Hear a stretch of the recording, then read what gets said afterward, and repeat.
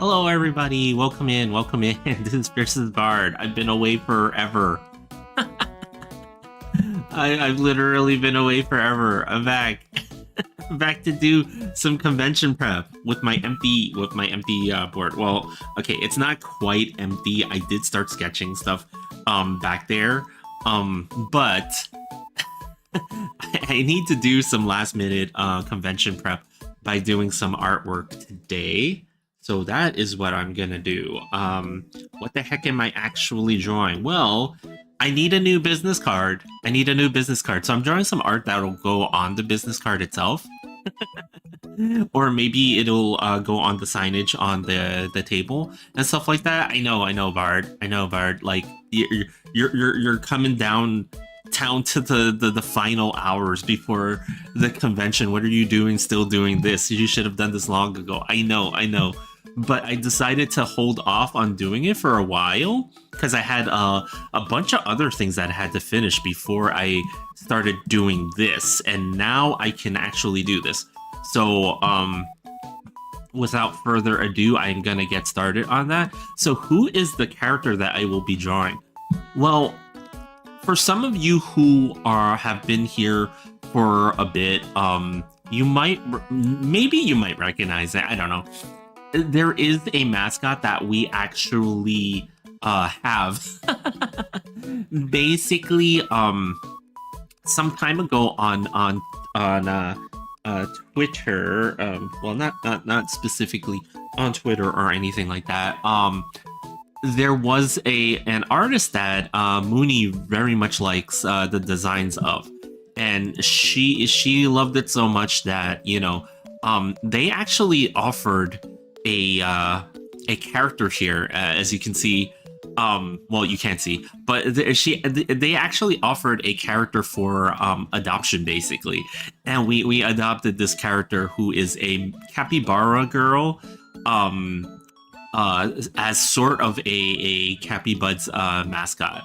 So I decided that I needed to draw my own version of the design. This artist, give me a second. Hold on.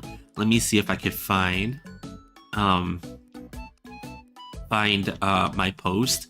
I know this is embarrassing. I should know the name off the top of my head, but their name is actually written in all Chinese characters most of the time. So like it's hard for me to remember because unfortunately I don't read Chinese. There's a specific distinction here. I don't actually read, but Matsushima is the name. Matsushima on Twitter, and they basically do all sorts of character designs and adoptions, basically for said character designs for live 2D and all that other stuff. So I'm gonna actually draw that today. Now, while I'm drawing that today, I do have to make note of this. This is important. I have a very needy I have a very needy stinky butt dog on my lap right now, so I might be a little bit far away from the mic.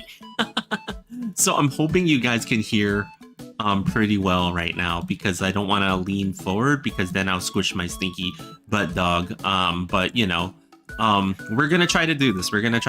In one sitting. Let's go. This is an easy pose. I'm basically gonna be drawing her essentially just standing here, handing the viewer a mandarin orange, which is something that you see a lot of capybara like images and things like that in real life, like when they throw the oranges into the hot springs to give the cappies a hit of citrus.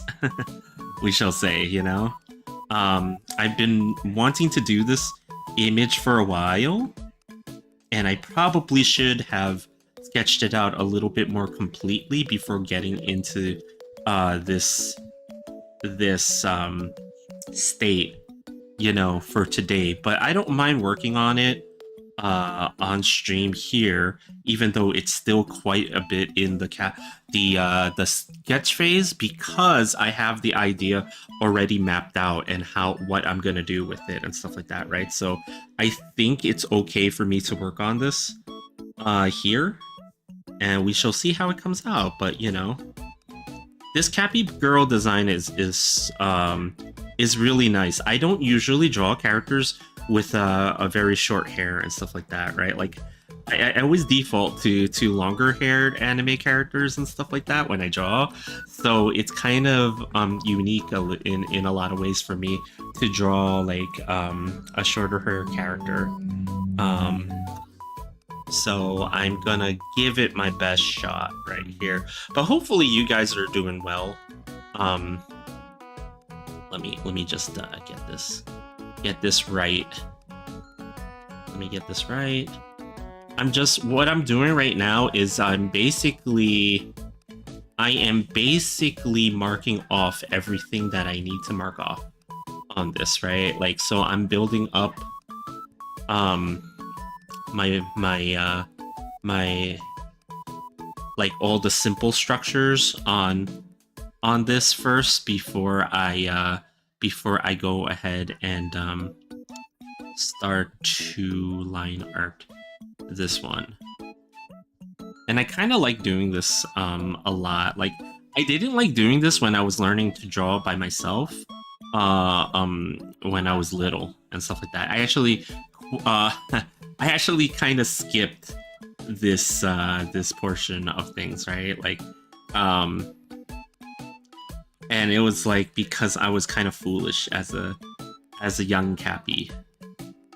I didn't pay attention to the guides.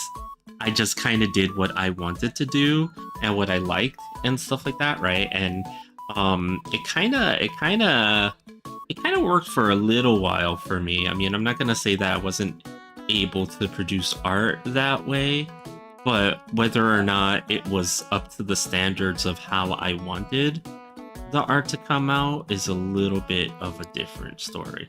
So now I'm changing things up a little bit because I realized something, that I was drawing the boobies going directly down and stuff like that, right? But actually, when you look at the direction her shoulders go in, so I'm lining up the angle with the shoulders right now. And this could mess things up a little bit for me, but I think they will be fine. But yeah, this is the last of the convention prep that I have to do. I got all my prints that I wanted to print done. I originally thought that maybe I could sneak in one more piece of art you know, between now and next week to print, right? Like, you know, see if I could get like at least one more thing, because you always want your best showing when it comes to going to a convention. You always want to have the most stuff that you can when you're there, so that you could fill your table with as much product that's possible, right? I don't want to use that word because that word is so corporate, product. But you know, that's kind of what it is, right? Like, you want to do that to the best of your ability, but at the same time, it's sort of like, I almost feel like a lot of times when it's not just about the quantity, right? It's all about the quality and stuff like that. And I worry just the same that maybe the quality isn't there and stuff like that. But these are the things that, you know, you kind of learn, you live and learn when it comes to doing arting and stuff like that for conventions and stuff like that. And now my stinky butt dog is trying to jump off of my lap so that he can go and yell at the delivery box in the living room, which I'm trying to get him to not do, I'm trying to get him to not do this because, you know, he's being a loud stinky butt. And, you know. Okay, if you're gonna get off the couch, here. No, there. I don't want him to jump because, I don't want him to hurt himself. See, there he goes barking at things again. There he goes barking at everything again. Yeah, sorry if you guys can hear that. I will try to get up and go get him in a moment. It's because usually around this time I will take him on his walks, well, a little bit before I stream, actually. I would take him on his walks and stuff like that, right? So that he doesn't get too how we say, like, anxious about things, right? But unfortunately today I was just so busy at work that stream time came up. So usually when that happens, I have to take him on his walk afterwards and stuff like that, right? So that it still worked out. It's just that, like, for him, he's a little bit of a noisy little stinker when it comes to not getting his way. So let me just figure out the sketch portion of this first before I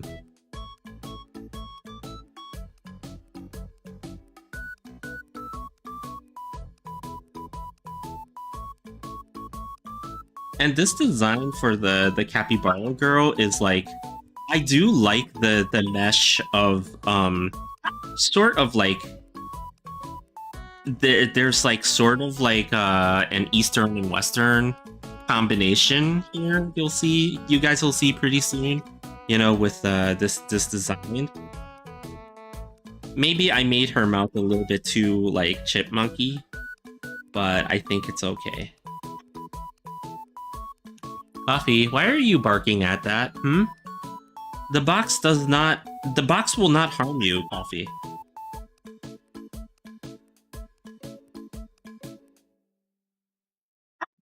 The box will not harm you.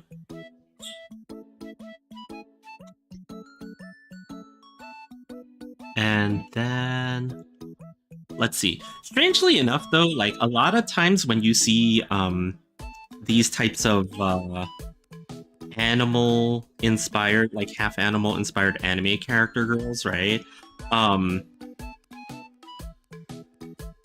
Coffee, even if you claw at the box, it's not gonna go away. You can bark at it. Yeah, he's very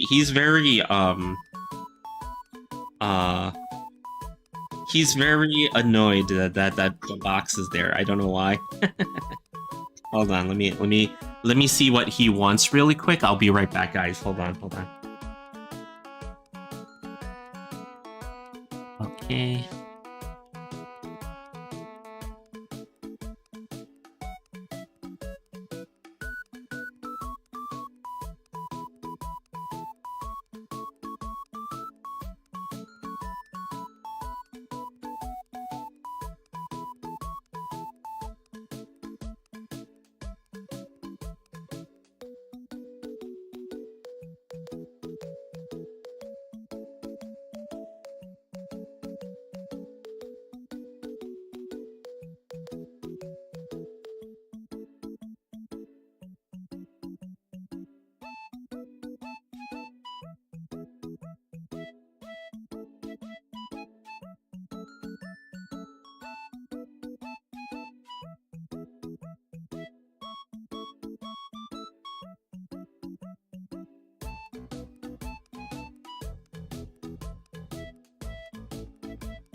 Okay, so I couldn't stop him from barking. He wanted me to chase him around a little bit, and I chased him around.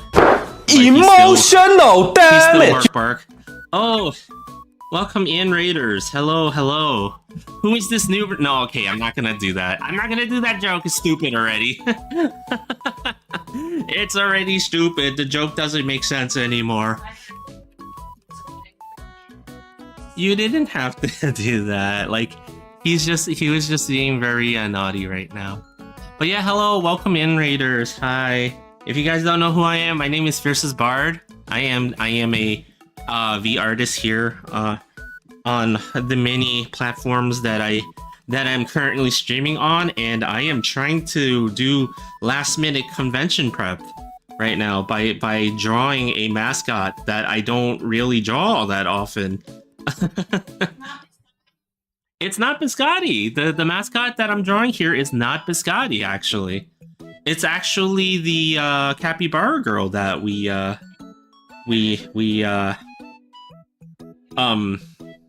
purchased the design.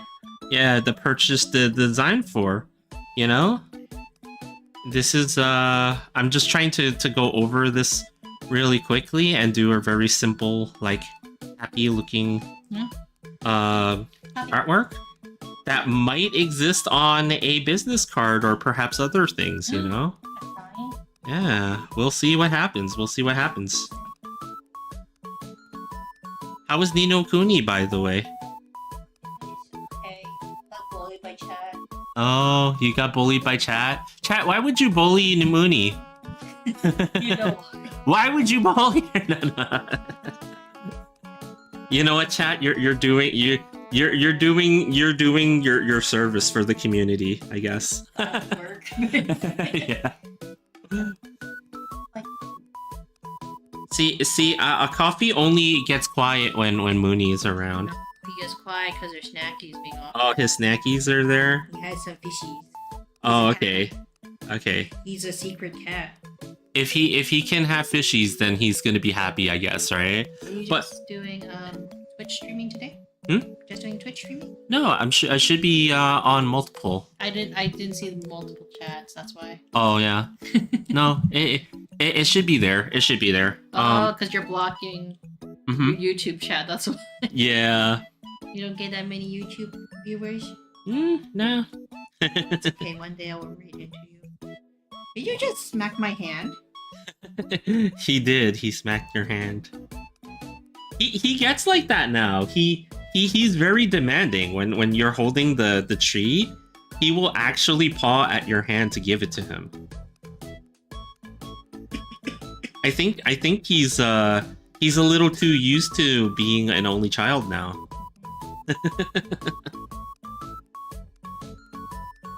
But yeah, how are you guys doing? Hopefully you guys are having a great what is it now, Wednesday? Is it Wednesday? Hump day? It's hump day at this point. It's hump day at this point. We're halfway through everything this week. But yeah, like pretty soon, next what is it? Next Friday we're gone from Mapleland. Yeah, you know? You're gonna see Bard's going back to Freedom? To Freedomland. Yeah, I'm going back to Freedomland, but you're coming not forever, but you're gonna feel like forever. It's not gonna be forever. If it was really gonna be forever, that'll be weird. If I had my way, it would not be forever. For certain, you know.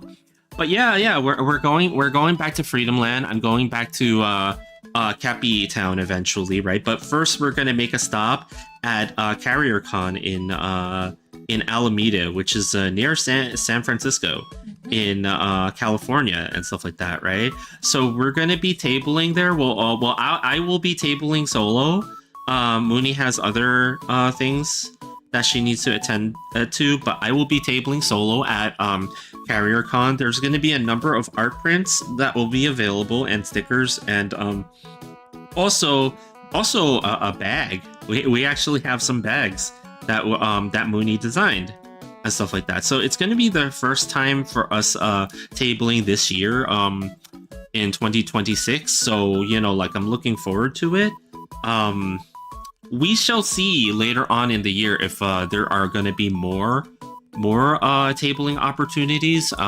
You know, because as you guys know, like, we're very new to the. Yeah, we're rather new to the convention circuit, and on top of that, like, it's incredibly competitive. Like of all the things that you could want to do as an artist, But cousin you Cappy's know, gone to like a lot of conventions on the East Coast. yeah, cousin Cappy has been doing them She's a for hustler. yeah, like I did not even know Did you for see her listings? oh, I have not seen yet. You should check her. You mhm. should ask her about it. Yeah, I think I might I get a chance actually Maybe because that's we're why going to be Bro was asking you to hang out with her. maybe we'll see. You know. The, Uncle Cappy was kind of concerned about her art business. Well, he's always the older capybaras will always be concerned about anybody going into an art business. Do you want to explain? Yeah. Well, it's because like for capybaras of different generations, right? Primarily they want to see their children be doctors and lawyers, and Well, she's actually starting to be an educator. she's She studying. wanted to take a break. But like it's just one of those things, right? Like whenever a cappy is makes mention of the art thing, like it yeah, the panic and the concern from the cappy Like from parents. the council. From that oh no, but what about this? I thought you wanted to be a lawyer. No, Cappy Daddy. That is what you wanted. Cappy Daddy, I guess. I don't know. Cappy Daddy. Never thought I'd hear those words from her. Wow, Cappy Daddy. Or what? Cappy Papa? Papa Cappy. Papa Cappy. My Papa Cappy actually had some reservations And about. so, Yeah, until I got a quote real job. now he's like, Yeah, he was very happy when I got my Mama Cappy and Papa Cappy. yeah, they were very proud of me for getting a Go quote unquote real job, but I never stopped drawing. Well, okay, that's a lie. I did stop drawing, right? But when I got back into it, yeah, my heart wasn't in it at the time, but as soon as I got back into it, it seems I kind of picked up where I left off. So that's the good thing about art. I feel like you just kind of, even if you're not active in art for a long time, when you start picking up that pencil again and you start drawing or whatever art you do, you kind of just fall right back into where you left off. So I think it's kind of interesting, and I don't think anybody should ever feel like they've given up forever, and they're never going to be able to do the arting thing, right? Like, you can always do it. It's just whether or not you have the situation that allows you to do it, right? But yeah, like, this is probably gonna be the last thing I can do art-wise. publicly. Huh? And publicly. And publicly. Before the con, I was working I was mostly missing last week for a couple of reasons, but mainly because I was working very hard on a commission project that I needed to complete before. Majority, please. Yeah, majority complete anyway. It's not quite finished yet, but we're getting there. We're getting there with it. So we'll see what happens in the next week or two, but at least this I can do here. So I'm probably being a little bit more detailed with the sketch than I should be at this stage. Like, honestly, I should probably still be sketching out a large portion of this as opposed to working on details like I am right now. But I'm trying something here. So a lot of times, a lot of artists get stuck in the mood of like, oh, I have a blank page in front of me. I don't know what to draw. I don't know where this is going to go and stuff like that. And it becomes really intimidating to have to work on art that way, right?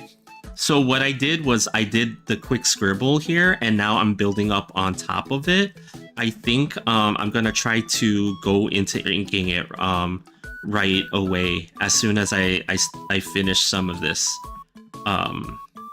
As quick as I can, because I'm trying to subscribe to the idea of make it exist first and then make it look good afterwards, because I think that's where a lot of people get stuck as artists. Like you get stuck in the mode of not knowing what to draw, which you kind of do in your heart. You know what you want to draw. You want to draw this character or that character doing a cool thing. But then when you look at the blank page in front of you, you don't really know where to go and what to do with it at the moment. But because you're too worried, I think for me anyway, like You're thinking. yeah, it's like that's when I overthink it. When I get into moods like that, I'm just really overthinking it, like, oh, is this the right way or place to put this or that? Do my proportions look right? This is just being overly critical of yourself. I think I fall into that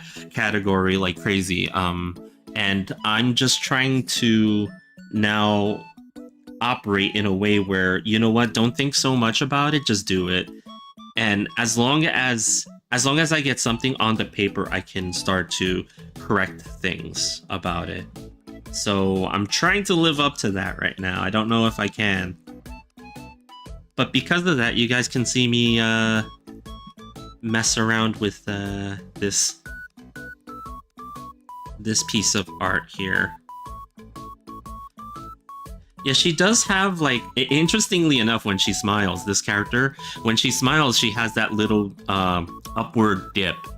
It's not a dip; it's like a peak, like the mousy look on her mouth. She is a capybara girl, yeah. You know, that's why. You know, Poppy's not a capybara.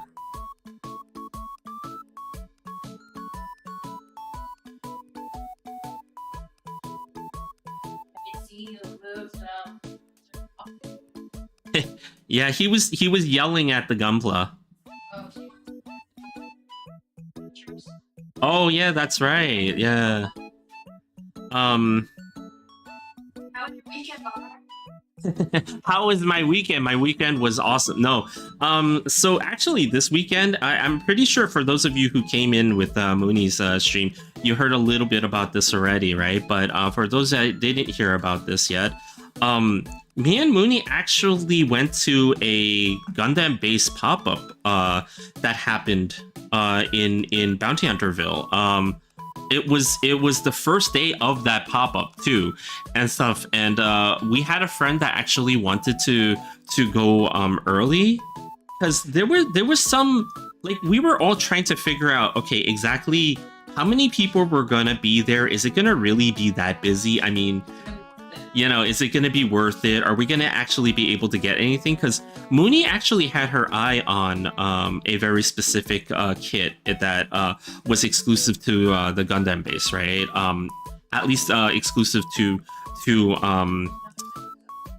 it's just exclusive to the Gundam base, right? Yeah.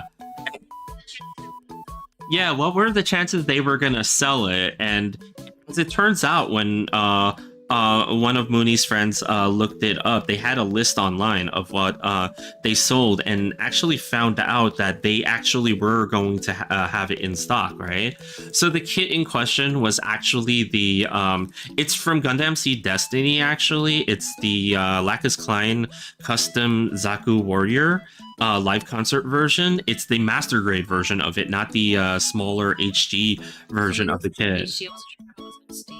Oh yeah, oh no, it was, the original was an HG. It was the 144 scale. What are the different types of Gundam for people like me who don't know the different Okay, types? so for people like Mooney who don't know the different types of Gundam kits, right? There is the basic 1/144th scale kit, right? So 1/144th, right? It's That sounds tiny. 144 of them stacked up should be the height of an actual real Gundam. Okay, that's what it means. Okay, so those are the small ones. They are about like 4 inches when you build them. roughly in imperial units of In the freedom. units math? In freedom units. The freedom units? Yeah, those are the freedom units, right? I don't know how many centimeters is what. Galvatron. Oh yeah, and apparently our dog Coffee has a real vendetta with Galvatron. Not Okay. robots, just in Yeah, and robots in general. So he's trying to destroy Galvatron right now. Hi, Nomus. How you doing? So you're Everything. talking about your Gundam, like the different Gundams for people who don't Yeah. So hating them. after you get the 144th scales ones, right, Otherwise in known as- HD, What are they otherwise known as? I don't know what they would be known. They don't have a name? Yeah, they don't have a specific name for it because there are so many different labels for them, right? Okay. So, like, So 114th 144th, right? is the actual name of it. Yeah, yeah. Okay. And then there's 1/100 scale kits, right? The 1/100 scale kits actually come in a variety of different ones. So the scale of the kit is separate from the name. So the HG 1/144th is actually the high grade 1/144th scale kit. Why are you trying to jump off this couch? Because mommy's blocking. Wow, I'm gonna grab you and hand you over. You're a grateful mother. Eh. So our dog keeps Jumping on the couch. he keeps trying to jump off the couch because he wants the freedom to go and yell at the boxes around and Galvatron. He absolutely hates Galvatron. Like specifically Galvatron. He's like, I hate you. You got to live and Optimus didn't. He's an Optimus Prime. Yeah, apparently our dog is a fan of Optimus Prime. Continuing. Continuing the sizes and the types of Gundam. But yeah, like so 1/4, 100. so 1/100 scale is the next bigger ones. They're about I would say like when you build a lot of them, they're between like 6 and 8 inches tall. The 1/100 scale kits were the popular kits for the longest time, right? Because they were the big ones, quote unquote. Well, they're not the They were the big ones Yeah. at the time. at the time, right? Like, you know, like there are scales of kits that are much bigger than those, right? But for the time being, like, you know, You were growing up. yeah, when I was growing up, people liked the 1/100 scale stuff because it was like kind of like, oh, this is the scale that has the most detail and the Cool one. and the size. Yeah, this was the cool one, right? They have the size that's pretty good, and also they have the most detail when you put them together, right? But the issue was that the 1/100 scale kits, right? You couldn't make a whole lot of the mobile suits because the problem is when you get to certain mobile suits in the show, like especially the mobile armors, okay? Mobile armors are basically spaceships. Like think of them as spaceships and things like that. And certain mobile suits plug into certain mobile armors and stuff like that. They were finding actually that they could make those kits, but they would cost so much that the average collector couldn't even really buy them. So like What did they do? they kind of like, I think for the longest time Bandai was in this conundrum of what the heck do we do? Yeah, like we want to sell it, but we can't really. Like for the longest time, I remember when the GP03 Stamen came out, right? And everybody was kind of like, oh, this is like the coolest Gundam ever. I want to have this, right? And everybody was like, oh, but you know what? The Stamen came out, but what about the Dendrobium? So the Dendrobium is the mobile armor section of this mobile suit, right? It plugs into the front, basically. It like docks into this gigantic armor spaceship that has like a gazillion weapons on it. If you were to actually create a 1/100 scale of the Dendrobium, for comparison, they eventually did make a smaller one, the 1/144th scale Dendrobium Stamen, right? They made the whole thing with the mobile armor. It was as big as a coffee table, like a gigantic coffee table. Like it was crazy how big it was. So if you make a bigger version, you would probably only be able to fit it in your garage. It would have to be parked next to the car basically. So it was like, it was one of those things that was just kind of like, this is not really possible. Yeah, this was unrealistic as all hell. It's like the people that want a to scale figure of Unicron, for example, for Transformers collectors, right? This is like the comparison. You're never going to have that. There's no way Hasbro is ever going to make a Unicron figure that's to scale with your other Transformers figures, because in order to have that, you would have a Unicron that's the size of a 4-story house. Like, it's impossible. Like, they would never do that. So I think for the longest time, Bandai was really grappling with this, because very popular mobile suits would not be made in that scale, and when they do make them, they didn't really sell all that well. Like, I remember everybody waiting for the O, basically 1/100 scale the O from Zeta Gundam. A lot of people were waiting for that one for the longest time, right? But realistically speaking, how many people would be able to afford that one in that scale? And like, it's a shame, because it's like, well, that's the main bad guy from Zeta Gundam, and not having that one in your collection, if you're a fan of that particular series, was like, damn, that kind of sucks. If we don't have the bad guy. Yeah, if we don't have the bad guys, how could you? Like, how could you recreate all that?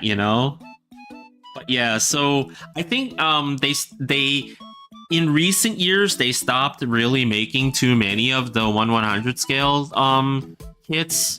Because I got out of the hobby for a while there. I will admit, I'm very shaky with what I know about the hobby at this point. But for a while there, I got out of the hobby, and then I kind of got back in recently. Like, yeah, like. And I think for a while there, they tried to limit the amount of master grade kits that they were coming out with, but eventually they decided to push the more affordable real grade kits. The real grade kits are 1/144th scale. They are the smaller scale. But they are the smaller scale, but in the master grade format. The master grade kits were always created as these kits that had internal frames, internal detailing, and external parts put together. They were like the most, quote unquote, most advanced kits for them. Is that why they were called the real scale? Yeah, like they call it for some reason the real grade. I mean, it's weird to call it that, because it's not really real in any way, shape, or form, much less the scale of them, but they call them real grade for whatever reason. It's just a marketing name for them. I guess they couldn't think of a better name like for them. And yeah, but I still collect master grade at 1/100 scale, because that's what I collected growing up. But a lot of people, I think, have moved on to the real grade stuff. But I've been hearing mixed opinions of real grade, because they're smaller kits, and a lot of the early real grade kits were pretty bad, from what I've heard. I don't know that for a fact, but like, for example, myself, I like Zeta Gundam. And when they made a real grade Zeta Gundam, I kind of wanted to get it. But from what I've heard from everybody on different forums and stuff like that, and from, different friends and stuff like that, it's not worth it, because it was not a well-made kit. So, I'm stuck collecting the larger size, but I'm happy. Anyway, that's kind of my The size. Yeah, those are the size differences, but they got like all sorts of different types for each size, Oh, and they have the much smaller SD kits. That's what you were mentioning. The chibi kits are the SD kits. Yeah. Mm-hmm. Okay. Which they also have a master grade SD now. Okay. It's the weirdest thing. We got that out of the way. Now that we've got that out of the way. What were we doing on the weekend? So Gundam Base. So we went to Gundam Base. The pop-up store, right? And this was in Bounty Hunterville, and we lined up. Okay, we actually got there. You can think about it like Like, how early do we wake up that day? We woke up super early, right? Like I woke up at 7, I remember. At 7 in the 7:30. morning. I Yeah. was struggling. Yeah, you were struggling a bit there, and I got up and I started doing everything, morning routine and stuff like that, right? And then you got up a little bit later. I was really surprised because I heard you, Yeah. and then you were already dressed, and I was when you got out here, you were already dressed, and I was like, wait, I thought you were still asleep. So then I rushed to get dressed. I was like, no, I'm the one that's late now. No, it's okay. Because we had to drop off coffee, because coffee couldn't come with us. Yeah, coffee couldn't come with us, so we dropped off coffee at the family's. And then we went to the Not before, but we picked up some McDonald's. we picked up the clown. We picked up the clown because we needed breakfast. So, we went to the clown. We threw down with the clown. It was tasty. It was definitely tasty. But we didn't eat it before we arrived. Yeah, we didn't eat it before we arrived. We actually had it in the car with us, but I was reluctant to eat because I don't like to eat without I don't like to start eating without Mooney. And Mooney was actually the one driving this time because she knew the way. I have a hard time driving in Bounty Hunterville still. So I don't. But Mooney was driving. So like neither of us could eat our Well, clown could've, but... clown burger. Anyways. But yeah, like we got there at roughly 9-ish. Yeah, like yeah, we were like, there's no one here in the parking lot. This is almost empty. Let's eat. That would soon be a fatal mistake. Well, not fatal mistake, but it was almost a fatal mistake. It would be something that we would remember forever. Why is that, Bar? But yeah, like, so we eventually finished eating. It's like 9:30 roughly. 15. Was it 9:15? 15, Yeah, it was like 9:15 or so, and then we decided to go in, right? And we saw the signage that, and then eventually Mooney saw, oh, it's right over there. There, let's go that way, right? And we finally see the pop-up store. It looks ready and stuff like that. You're so excited. We saw the things hanging and the big tarp and stuff like that. And then we looked. I remember we looked at the line and we were like, We still oh, looked down. that's not that many people. Look at that. And then we noticed, oh wait, it's still going that way. Well, that doesn't look like that many people. You see, we were on the second floor looking down into the pop-up store. So we could see certain things, but there were other things that were covered that we couldn't see, right? Because of the layers of the mall. So when we eventually get downstairs, it started to come into view, and we started to see the line, the actual line. And it was freakishly long. I didn't know they used... Yeah, I didn't realize how popular Gunpla was in Bounty Hunterville. It's very well. That's where all the Asians are. Yeah, it's incredibly popular. Like to the point where I was like, no wonder your friends only ever really talk about Gunpla. They don't, like, when they mention like anime stuff. I noticed that people here talk about like Gundam and Gunpla more so than in Cappytown. In Cappytown, when you mention anime stuff, they think of like, the anime figures or other things like... Really? Yeah, there is a group of people that collect the Gundam kits, but it's not the biggest part of any like store, Hey, Golden. Hello, Golden, how you doing? I think Happy Town's very Western though. Yeah, With Bounty Hunterville, we have like all the Asians. yeah, Bounty Hunterville has all the Asians. Like, we have a lot of people from Hong Kong, Mm-hmm. where Gundam is extremely popular there. Yeah. We have a lot of people from China. Like, it's not to say like, because like I feel like a lot of Chinese people like Gunpla. Yeah. I don't know why. Mm-hmm. I don't know why. I'm trying to think why. Maybe because their parents are like, it's engineering, sort of. It's sort of engineering. I mean, Cappy Bro kind of got the Cappy kids into Gunpla for that very reason. Well, only one of them, but the other Cappy kid she was doing some too. Before she kind of super into it, I can tell though. Yeah.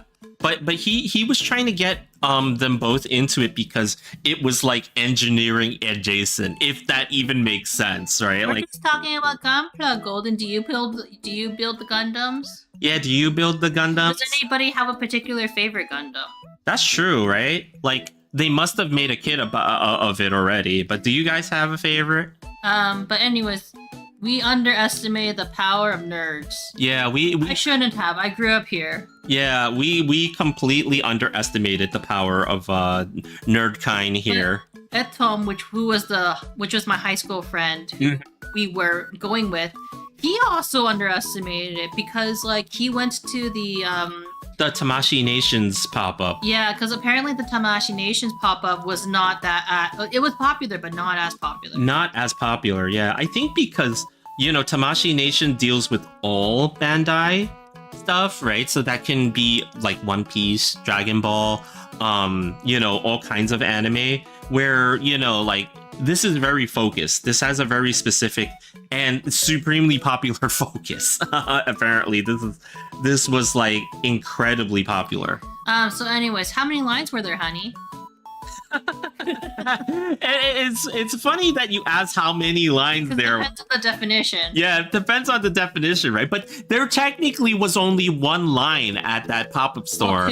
Well, two. Well, two, right? There was PCG. That's right. Yeah, there were people lined up for the card game. That was one thing. There were actually a lot of people that were lined up to buy for the card game. Then there were like a ton of people. Like I think eventually I heard from the subreddit for Gunpla, right, that the people that attended, there were over 200 people at the opening when the line started moving. They actually had to cut off the line a little bit, and we luckily got there before the cutoff happened. I never got the chance to build Gundams, but I always thought they were pretty cool, even though I don't really know anything about them besides remixing a song from the anime a while ago. If I remember correctly. Oh, which song did you remix? Yeah, which song did you remix? They're bangers. Yeah, Gundam always has really good theme songs and things like that. TM Revolution. Oh yeah, the TM Revolution era when freaking Gundam Seed was all TMR. Like that was good. And then like TM Revolution has a very specific way of singing, so you like if you know, you know. Oh man, that was crazy. But yeah. Well, Gundam Wing was also kind of the same vibe, though, I would say. Mm-hmm. But they did have TM Revolution. They did not. I think because Gundam Wing was kind of like it was more ballady. It's the beginning of that time when they started to really explore having that sort of thing happening in Gundam, where it wasn't just like this political war story. It was like boy bands and and all this this popular stuff. They attracted the female audience. They really did with that series. Just going back to the start, we underestimated the power of nerd. And when we lined up, first, what we didn't know is there was an Eventbrite ticket you could book. Yeah, we found out later that there was a ticket that you can actually book. What was it? Eventbrite? Eventbrite. Yeah, and like basically, what you could do is like instead of waiting in line, you can book a very specific time slot. Mm-hmm. And then once that time slot happens, you can actually go just immediately in. Yeah. But, by the time we found out about it, it was already sold. Yeah. Sold out. You didn't have to buy anything or pay anything. It was just a booking system, really. Yeah, it was just a booking system. I mean, we asked the employee that was managing the line there if we really needed the ticket or not, and they actually said, "You know what? Just get in line. Don't worry about it." Right? But actually, you didn't need it, but the people who had the ticket could skip to the front of the line when their time slot came up. Yeah, so it wasn't needed but it could have helped. Why is that, Bard? Well, we got on the line in near the back. And that line where we got on near the back was all the way down the hall of one part of the mall, right? Like we got all the way to the end where it started to the hall cuts off and it goes into another store. It's snaked, yeah, and then it starts to snake back and forth. And I think. So if we count the snakes, right? Yeah, we were at the tail. If we count the one around the Gundam base, and then there was the first line, the second line, third, fourth, fifth, sixth. We were barely seventh. Yeah, we were barely seventh. It was crazy how far back we got. Because there was an eighth line, but then it cut off at one point. Yeah, it did cut off apparently at one point and stuff. And then as we were waiting, now we were waiting for a very long time. I think overall we waited for 2 hours. Yeah, 2 hours in combination. Oh, I gotta go back and check, but it was a nice vocal track though. Oh, nice. That's difficult to pinpoint it because there's not many that didn't do well, right? Yeah. And then it was like, what was it? Like, so we waited for like 2 hours. 2 hours roughly. My friend didn't show up until closer to the opening time. He was stuck on the train.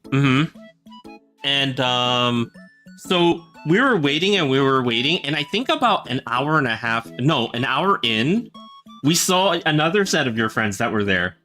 Yes. We snaked around so much that we eventually saw because like I didn't think my friends were gonna go that early. Yeah, but they were actually on the line in front of us. 8 a.m. Yeah, that was crazy. So they got in much earlier than us. So they were about an hour in front of us. Half. Yeah, like in front of us. Eventually, like we find out because around that time they started getting they started going into the store well before we did. Which I mean that's kind of what happens, but so you were trying to get the Lacus Klein Gunner Warrior Zaku, right? We found out that they had that. Yeah. I wanted it since we were in Odaiba. Oh, that's right. Yeah, because when we went to Odaiba, they didn't have it. It was the SD, is that, or HD? That was the HG one. It was the small one, the 1144. I keep saying HD. HD. Because I wasn't sure it was G. You're looking for the high definition version. Yeah. But yeah, like so you were trying to get that one. I didn't have anything that I particularly you were interested in some, but you weren't sure. Yeah, I wasn't quite sure because they had a exclusive. It's the Master Grade 1/100 scale Unicorn Gundam, the Luminous Crystal Body. That's what they call it. It's I mean, it's a 10-year-old anime at this point. Would it really be spoilers? It's like Unicorn Gundam as it appeared in the last episode of the anime. You were confused. I was a little bit confused because I was like, knowing what it was. Okay, you build the Unicorn Gundam, and then it has all these crystals sticking out of its body and stuff like that, right? So I was like thinking, well, I already have like 2 or 3 of those kits. Do I really need a third one that just has little extra parts that plug in on top of it? Why couldn't this just be an extra? Yeah, like why couldn't it just be like an add-on? Yeah, an add-on accessory, right? But it turned out, I find this out after I purchased it because I was like, well, I didn't want to leave without getting something, right? We'll get to that, I guess. But you can talk about... Yeah, but it's like, I find out later that actually it's a completely different kit than the usual kit because the crystal shards it make up a huge part of the internal frame, and when you put it together it can't actually transform to its other modes anymore. So yeah, like it was actually a different kit at the end of the day. Good job on the streak. Yeah. Oh, hey, 3-stream streak. Yeah, I wanted to make the joke when you're on your stream, but I was like, no, I didn't want to say anything. I'm on my 69th streak. Watch all my streams. Whoa, I don't watch all your streams. I know, right? Jeez. I watch it live. Whoa. But anyways, continuing on with it ended up being that's one of your purchases. Yeah. But why do we bring up what we wanted? So what happened, what ended up happening, and this kind of sucked, right? Was that when we got to the so we were in the 7th line. Yeah. We eventually got up to I would say the 4th line. The front of the 4th or 5th line. Yeah. The 3rd line. Yeah. The 3rd line. And they started making a call. They started telling everybody, hey, check the website, because the thing that you might want to buy is going to be listed on the website, and we're going to put like notifications on the website to tell you if it's still in stock or not. Because I think they started panicking about how many people were actually there. And so they wanted to them that maybe we can lessen the line if we tell people that their Gundams are going to be sold out, because some of them were actually selling out. Yeah, there were some that were actually getting sold out, and I think the big mistake that they started the day with is we noticed eventually when we were inside that there was no limit. They didn't actually limit people with what they could or couldn't buy. So there might have been people who were... No, there was people. There were definitely people who were buying... 4 or 5 of the same models that was event exclusive. Yeah, so... And these are the $100 to $200 models, by the way. These aren't like, oh yeah, this casual model kit that's like less than $100. You know? These are like the really expensive model kits that were exclusive to the event. Yeah, and your friend was actually aiming for a pretty pricey one too. Your friend wanted the real grade 1/44 scale God Gundam. It was the Hong Kong he did get it, though. Exclusive. Yeah, he did get it. Which saves him a plane ticket. It saves him a plane ticket, but he still paid a pretty penny for it because... Like almost $200? Yeah. 200, almost 250? Because it had all the FX parts. And gold. And gold plating. It's not real gold, but... No, it's real to him. Oh, yeah, it's real to him. It's real to him. But yeah, it was crazy. It was crazy what was going on that day with everything. They try to tell us, like, oh, look on the website. So what does everyone do? Everybody starts trying to load the website. We don't know which website. We don't know which website, though. Yeah, so everybody's online is asking each other, hey, do you know what website they're talking about? And the website wasn't even in the brochure that they were giving everybody. Yeah. It was linking to all sorts of different things that was not the website. I can't find it. I think I deleted it because it wasn't really I didn't really like it that much. But the original song was dope. No worries, Golden. No worries, yeah. We all delete stuff that we really shouldn't have. Oh, for real, yeah. Like, there's some art stuff that I wish that I kept that I deleted. Like art-wise and stuff like that. So, we all delete stuff that we regret deleting later. But in regards to the Gundam thing, we eventually figured out which website. Yeah. And we're like, but there was no indicators.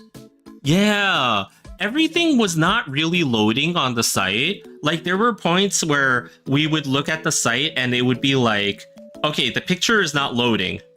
Or, what does that mean? Yeah, what does that mean? Like, they said that there would be some indication that something was sold out, but we couldn't see anything that said sold out. Like, there was no markers, no signage or anything like that on the site that were like, things were still, you could click on everything. So as it turns out, I later found out from the subreddit that the website actually wasn't working right.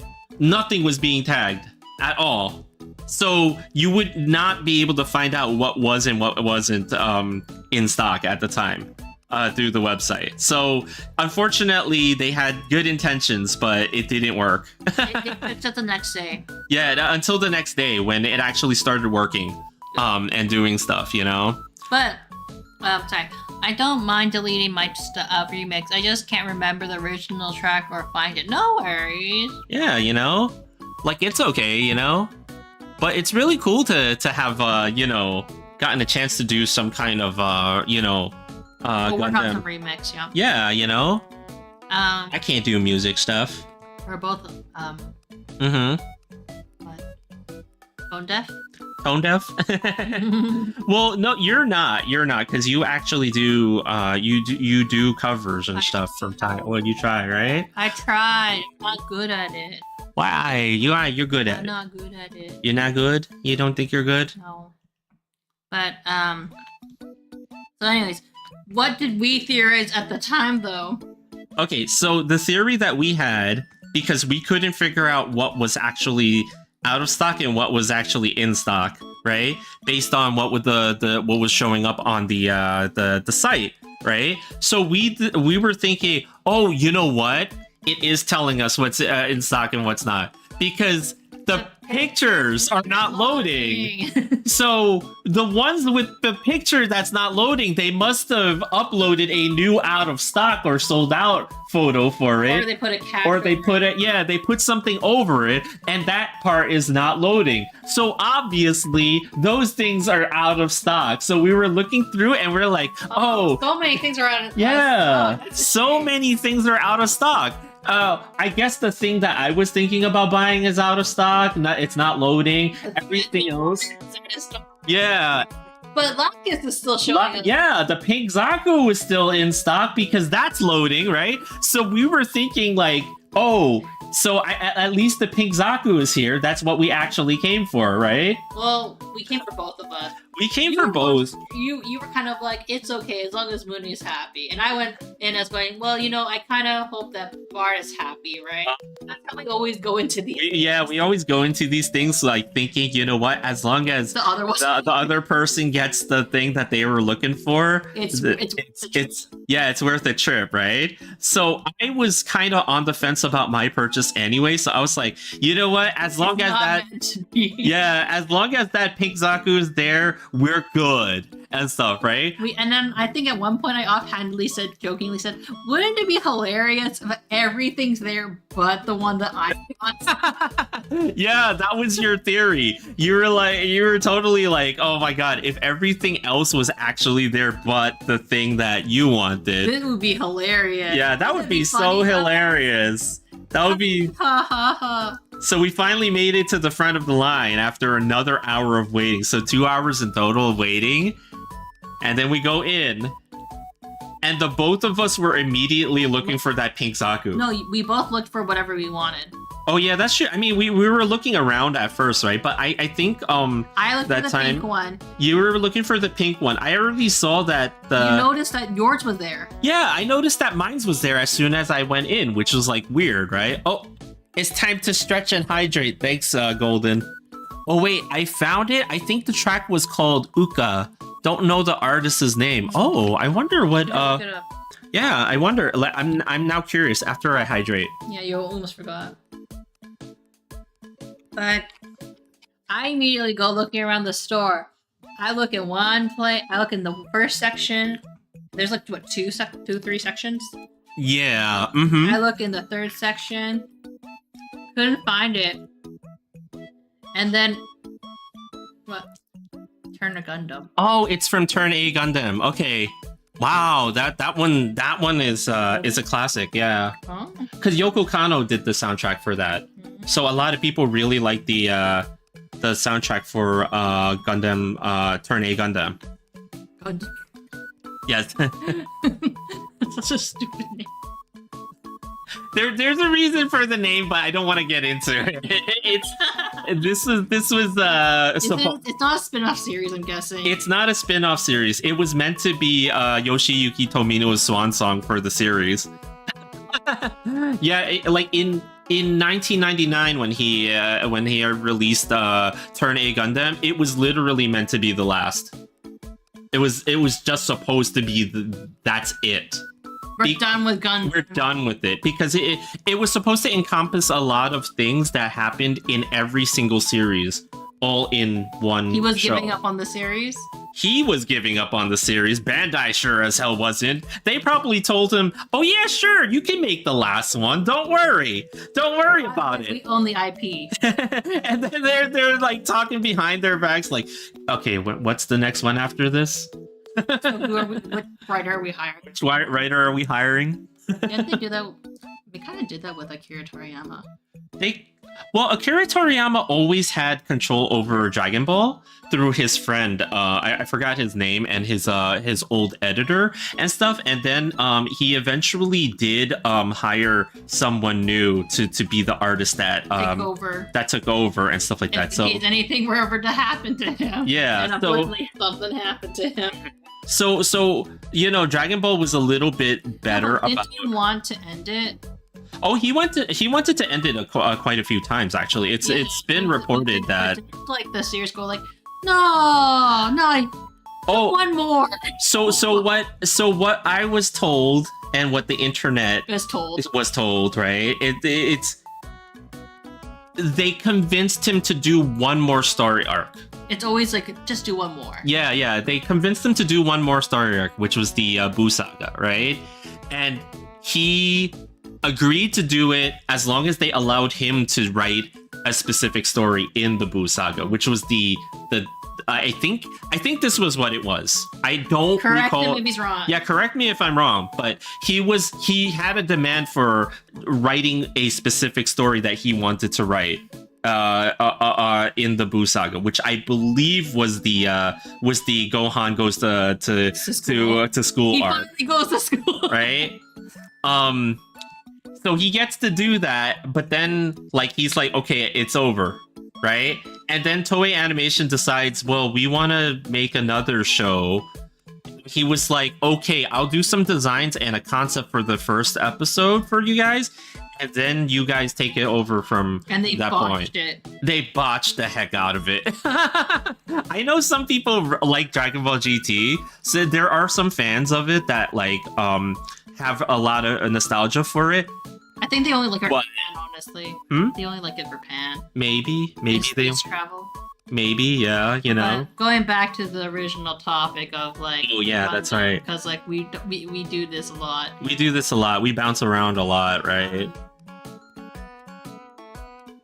Wouldn't it be funny if the one Gundam I wanted wasn't there? I know, right? Wouldn't it be funny if around the entire store, couldn't find it, and then I see Bart holding his Gundam. He's like, "Did you find it?" And I'm just going like, "No, I can't find it." So then you go around the whole store too. Yeah, I searched the whole store. I looked up and down everywhere. It's like, you know what? We should ask the staff because I'll just save us time. And then so I ask, and then I'm like, "Oh, do you have any more?" And they're like, "No." No, it was right here. It's all gone. If it's not here, it's all gone. So we're like, "Oh." Oh. So meanwhile, I see Etom with the Gundam he wanted to get, and he's just like, "Did you find it?" And we're like, "No." And then you notice someone else having it. Yeah. So I was looking around because I noticed a lot of people had lingering. Like what it was some people would put stuff back, but they wouldn't put it back where they found it. They put it. You're hoping someone put it in their. Yeah, so I was hoping somebody didn't want it and they put it somewhere else, in the store itself. So maybe we could find it again. But because I was looking around like that, I noticed, oh shoot, there was one person that was holding on to one, and they must have gotten the last one right as we came in because they were still there. When we were there. So it was like, oh, I guess that's what happened. And we were like, And you felt so bad. I did. You're like, I don't want my Gundam anymore. I don't want my Gundam anymore. And I was like, why? Why don't you want yours anymore? Because that's not what we came here for. Oh, yes, we did. We came here for your Gundam, Bart. No, we came here for yours. That's the kind of couple we are. Yeah, I was like, I kind of felt like I didn't want to get it then at that point. But then it was kind of also a part of me was kind of like, yeah, but then why did we come out here then? We waited 2 hours for this, and it's like... We came for you to get a Gundam. I know. I think it's because you didn't know if it was, going to be different from your other Gundam. Yeah, because I really wasn't sure if it was even worth it to get. But you knew for mine, it was something we didn't have. Yeah, I knew that it was something we didn't have, and admittedly myself, I kind of wanted it too. The Mir Campbell Gundam 'Cause it Zaku. was different. Yeah, because it was different. So if even one of us got it, you know, like I was, We live vicariously for each other. yeah, you know. So it was like, oh, okay. But the fact that we both didn't get it was like, oh. So, you can read that. You can read that. Oh, I'm gonna be honest. I don't remember exactly how I stumbled across the song, but I think I just looked up Gundam songs or something because I heard it was good, and that this just popped up, and I was like, "Oh yeah, it's cool. Yeah, you know, like again, like Yoko Kanno did that soundtrack, so it for a lot of anime fans and stuff like that, a lot of people like really like the soundtrack for Turn A Gundam because of that. Now, do I happen to like Yoko Kanno's stuff? Not as much as everybody else seems to like it, but you know, I'm like also not a music person. yeah, I'm also not a music person, so I, you know, like You listen don't. to the same songs like on repeat. Yeah, pretty much. I listen to like anime theme songs and This time stuff. you were a listener of not Hololive, Love Live. I was, yeah. I would listen to Love Live music for. Okay. I'm gonna find lurk. Have a fun stream gang later, y'all. Thank you for golden. Yeah, thanks for Hello, lurking. pumpkin. Hello, Pumpkin. But continuing on our story of woe. Whoa. I think like you were really disappointed. So, but then I was like, it's okay. I can pick something else out because you're just like you're like Mooney. You have to pick something up. You also have to buy something. I can't just come here and get my Crystal Gundam. Yeah. Mm-hmm. I listened to the Persona 3 Reload OP and highly enjoy Hatsune Miku. Oh, did. Oh wait. I wouldn't be surprised if they added Hatsune Miku. Yeah. It's so neat, right? And the Sony families. I think is it? Persona? Persona is Sega. Sega family. Yeah. That's what I meant, not Sony family. Yeah. Because it wasn't originally, but then Sega bought the Persona? they didn't buy some Persona, the Atlas, yeah. They did. Huh? Yeah, So they then did. they're part of the Atlas, the Sony family. No, Yeah. Sega family. Sega. I listened to it over and over again. That's how they can get Miku in them. Is that how? Because they own the game rights to Miku. But that's why Miku can be in Crossworlds Oh. for Sonic Racing. Oh, wow, that's crazy. And that's why she's also in Yakuza. Oh, wait, I didn't realize she was in Yakuza. Yeah, she's in Yakuza 4 Oh. or 5. I I see. think it's 5. They Yeah. they have her figures in there. Oh, And the claw machines. damn it. Makes me want to get them. Did you want me to like re-download Yakuza 5 so you can like the claw machine? No, we don't need to do that. But so I went around and I got Bear Guy in the end, Yeah, you got the Black Tri-Stars bear guy. and I also got the paintless what? Oh, yeah, it was the Strike Gundam. So she got the two of the base Strike Gundam, which were only Okay. in white because they were meant to be painted. Yeah, and I was like, Bard, would you be upset if I bedazzled them?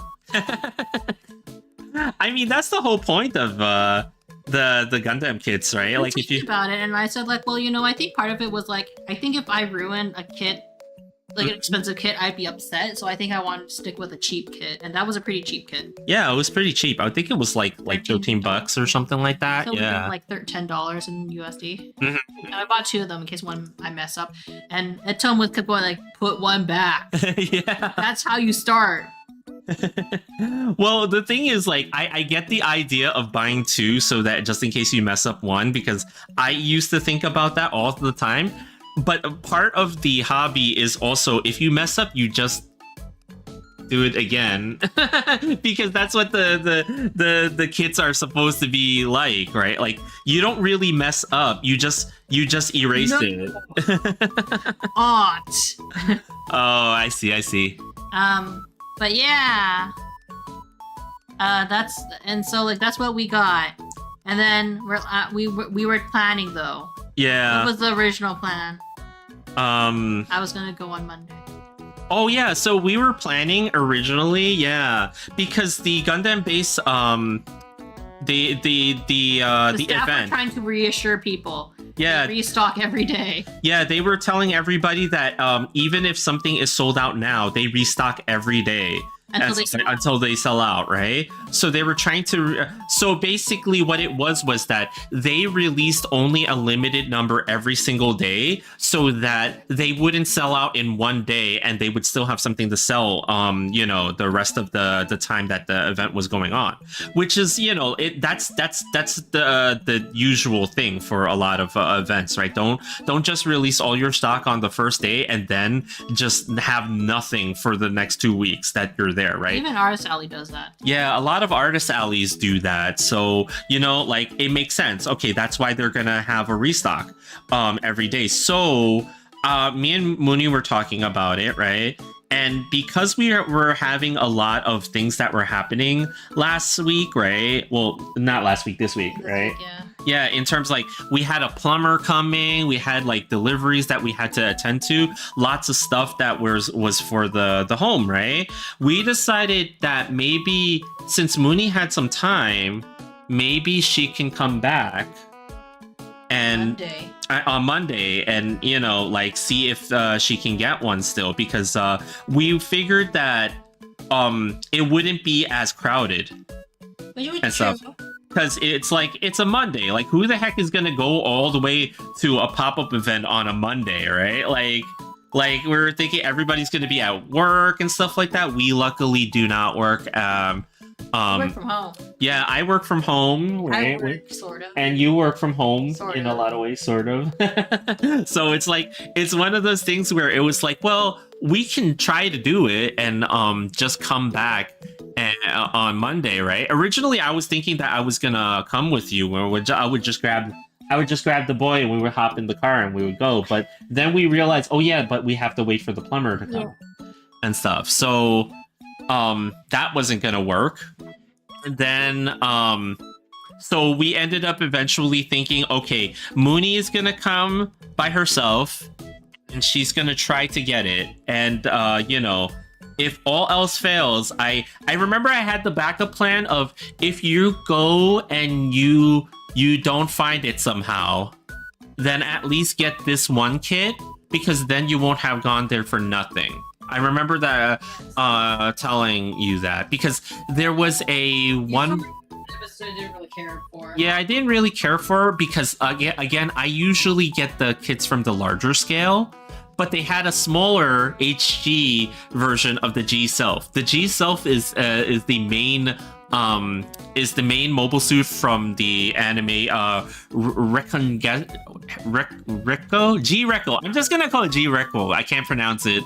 It's called like Reconquista and G or something like that. I don't know. It was another one of the Gundam series that Yoshiyuki Tomino created and stuff like that. And I always liked the G-Self's design. So, you know, I was thinking like, oh, maybe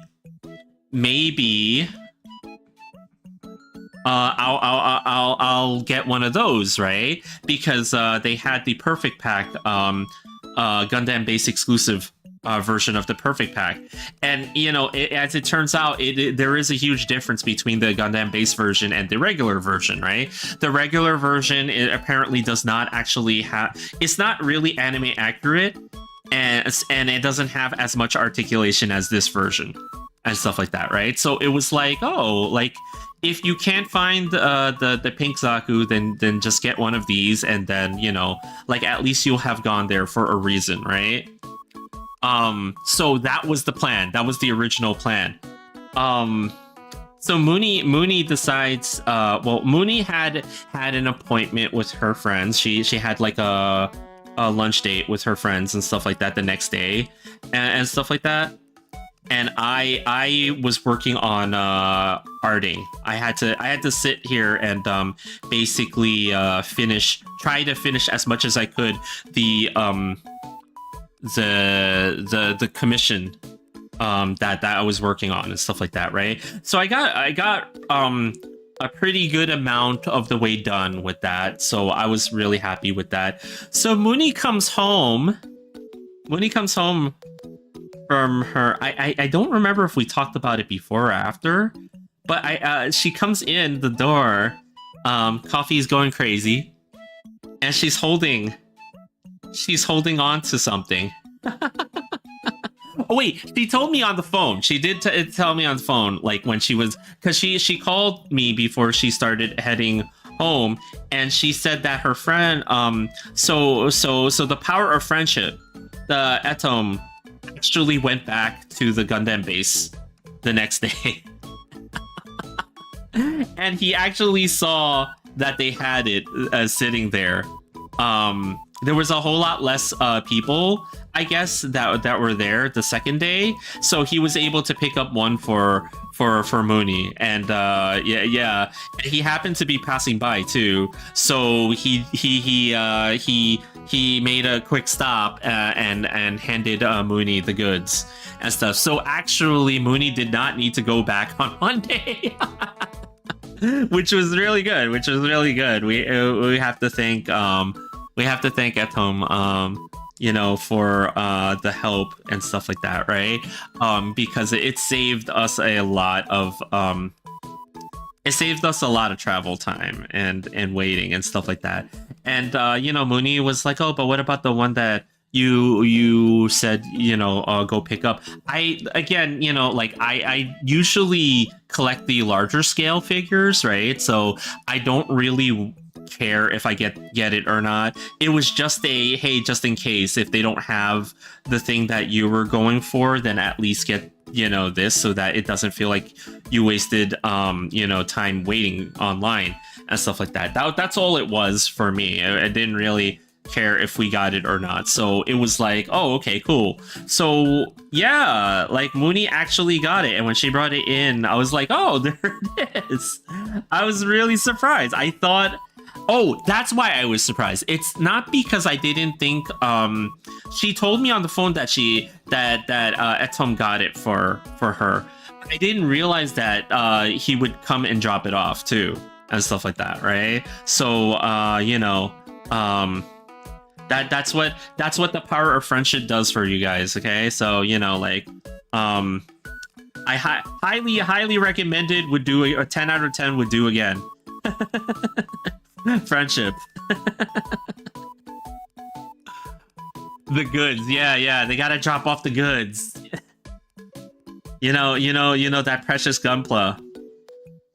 That I did not realize how popular Gunpla was in these parts, but you know, I don't know why. And you know, like Mooney is right. I don't know why I wouldn't think that, but it's just because like we have Gunpla fans in Cappy Town and stuff like that. So you know, we have like collectors like and shops for it, right? But I feel like in Cappy Town, Gunpla is not like a big deal like the way it is over here. Like I feel like the fandom for it over here is it exceeds the Cappy Town Gunpla fandom. Though it's arguable though, because you know what, now that I think about it, there was a Gundam base pop-up near Cappy Town in the American Dream Mall and stuff like that. So you know, like that's one of those things where it's like, well, you know, like that was a pretty popular one when it happened.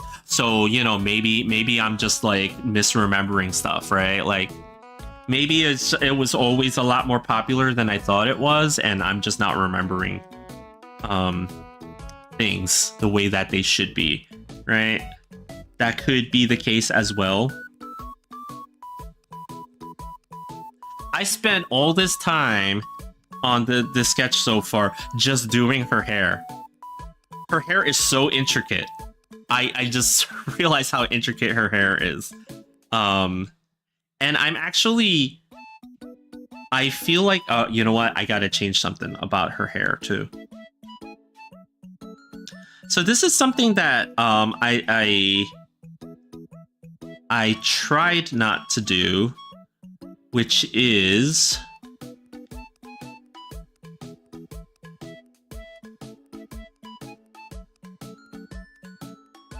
so her hair is a little bit too wide on the top. And this is because I didn't properly simplify the shape before I started doing the details, which is exactly what I said I shouldn't have been doing in the beginning of this sketch. But I just kind of was like in the groove of like, you know, just like the chatter groove, and I wasn't paying attention to what I was doing. So now I'm using the mesh transform tool to kind of fix it and scrunch it in a little bit.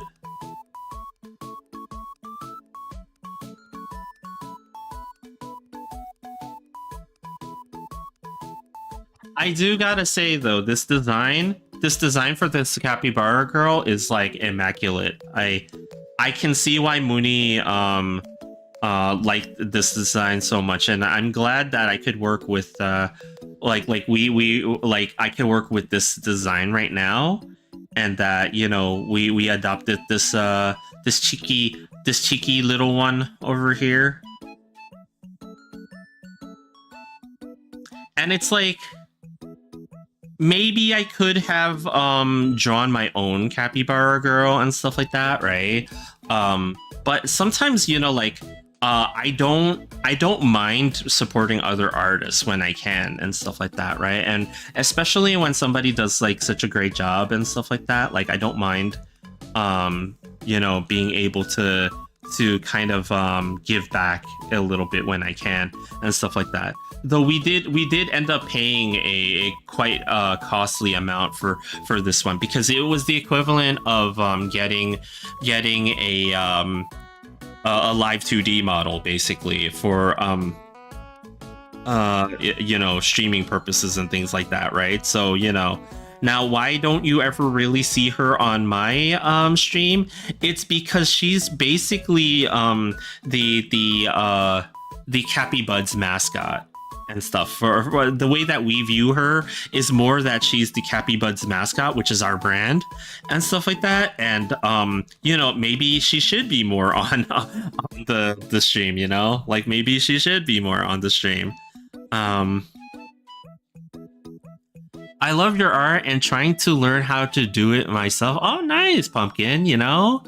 Like, honestly, I think anybody can learn to draw. I'm gonna do the Bob Ross right now and say that anybody can learn to draw. It's not so much a matter of talent, because the thing is, like, yes, some people are supremely talented when it comes to art. They start at a different level, and, you know, like, you're just kind of wowed by, you know, what they can do and stuff like that, right? But it's like, the talent can only take you so far. You still have to practice and you still have to draw and stuff like that, right?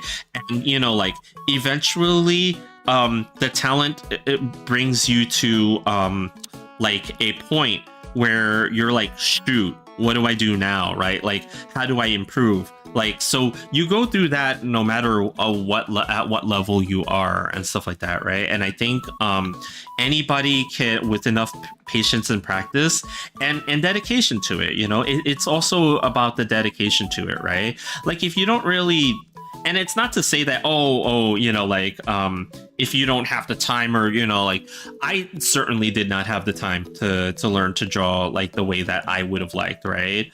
But I think that with enough practice, anybody can become really good at the arting thing. I mean, you know, like, just look at, I know a lot of people were kind of upset that, like, PewDiePie, for example, learned how to draw. And you know, like, there's a lot of people that are like, oh, because of this or that, he's so lucky and stuff like that. But the thing is, like, there's any number of people who, given the same time and dedication, would definitely be able to do the same. I mean, I look at those videos of him learning to draw and getting where he has gotten and stuff like that, and I think, like, hey, as you see, like, just anybody can really do this. It's just, you know, like, whether or not you enjoy it is the thing that I should say. It's not just about being dedicated, but, like, really enjoying the craft, right, of doing it. And it also goes back to why I think that AI art, for example, doesn't really affect my personal views about making art, right? Because, again, sure, you could go in and type in a prompt and get a really good piece of art or something like that, right? Or something, right? Like through an AI prompt and stuff like that. But for me, it's never been about the just solely the end product. Like, I enjoy the end product of what I get because I practice long and hard to get there to be able to do that, right? And I enjoy the just the process, I should say. Yeah, I actually enjoy the process of actually making the art itself. I like figuring out things. Like, I like like seeing how it comes together and stuff like that as I do it and stuff like that. So it's like, because I enjoy that part of it, I'm not really affected too much about someone, I did something better than you in 15 minutes because I typed in a prompt. Why are you wasting your time? Well, I'm wasting my time because I like this stuff, right? Like, why do you guys play games and stuff like that? Because you enjoy it. So you do the things that you enjoy, and this is the thing that I enjoy. So like having that sort of mindset, you don't really worry about what AI art is doing, because ultimately it doesn't really matter. Like, because is that really gonna stop you from doing art if you really like drawing, right? And I'm happy to say that I do enjoy the art. Now I don't do the art for art's sake thing. Like, obviously I would like to be able to have this as a career for myself at some point, but I do understand that that's probably impacted by the AI thing, which is like that's the part that kind of sucks. But hey, like, again, it wouldn't really stop me from trying to learn and improve drawing, right, Coffee? Does it stop you, Coffee? Because it doesn't stop me. Okay, I think finally, after all that trial and error, I know it looks a little bit scratchy and stuff like that, right? But it's kind of, once the line art goes onto it, it'll fix itself in the line art phase and stuff like that, and I'll have this cleaned up quite a bit when I start adding the actual line art to it, which should be sometime tonight. But yeah, I was just thinking about having her basically happily handing over an orange to whoever the viewer is and stuff like that, right? Like that. This is the concept for it, and I'm gonna end up putting this as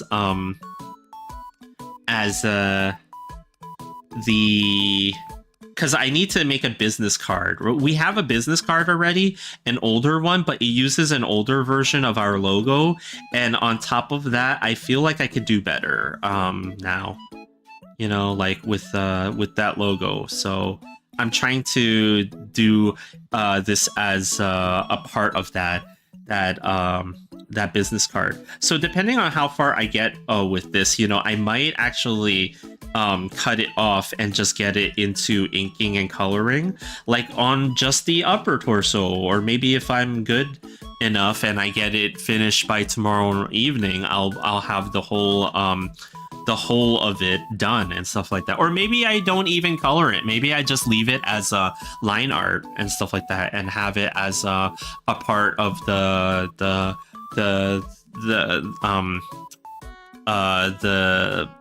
whatchamacallit, the business card,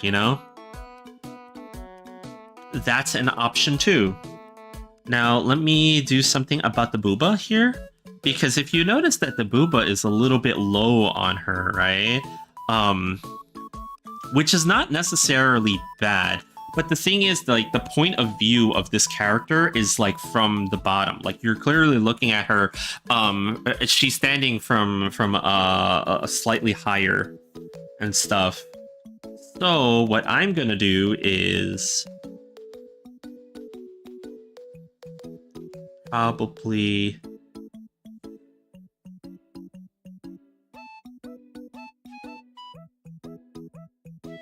just changing the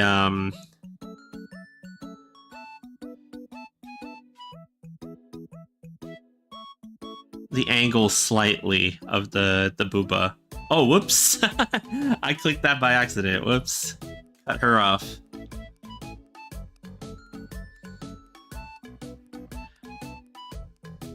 What's kind of interesting about the design of this character too is like originally I didn't think that this character was going to have a larger amount of booba.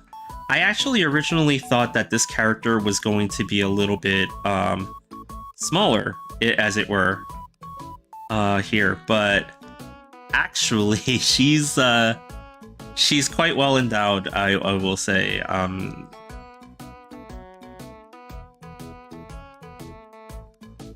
Let's see.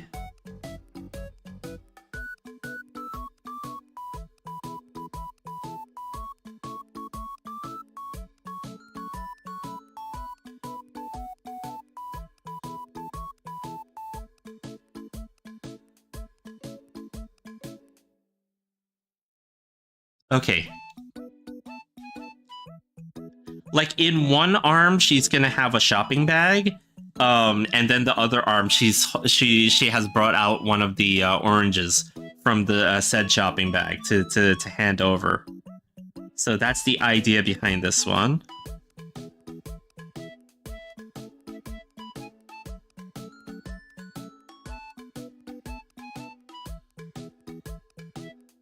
And then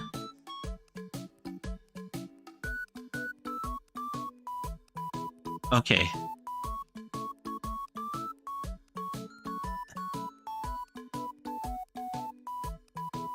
And then let's get this in here like this.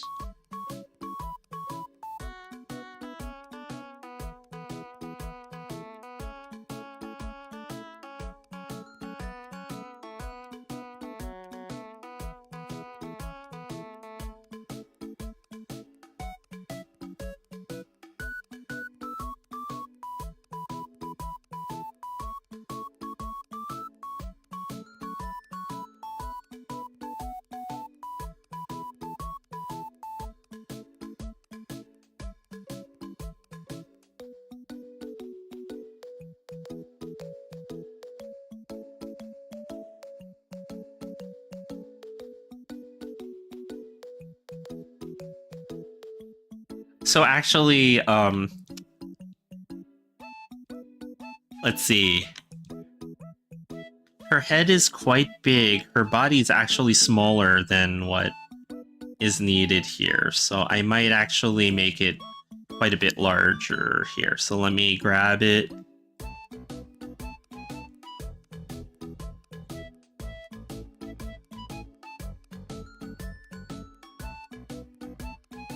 Let me grab it and just like enlarge.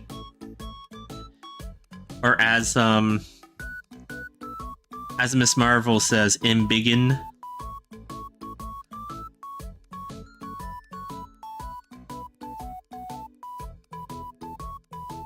It's still safe for me to do it at this stage because I'm still working on the sketch, right? So I'm not too worried about losing resolution on anything just yet.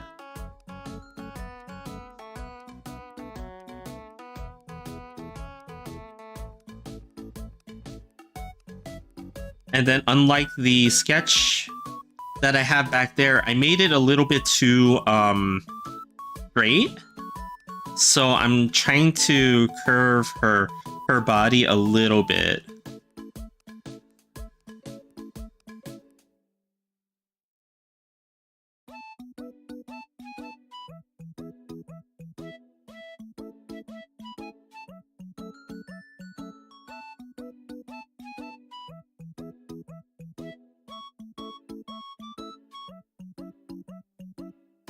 And I'm just kind of adding like landmarks for myself, right? Like so that I can kind of follow what I'm doing with this.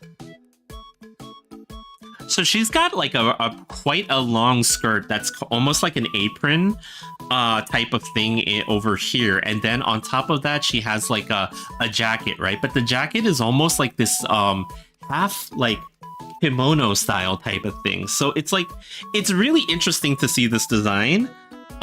It was like, again, it's like a fusion of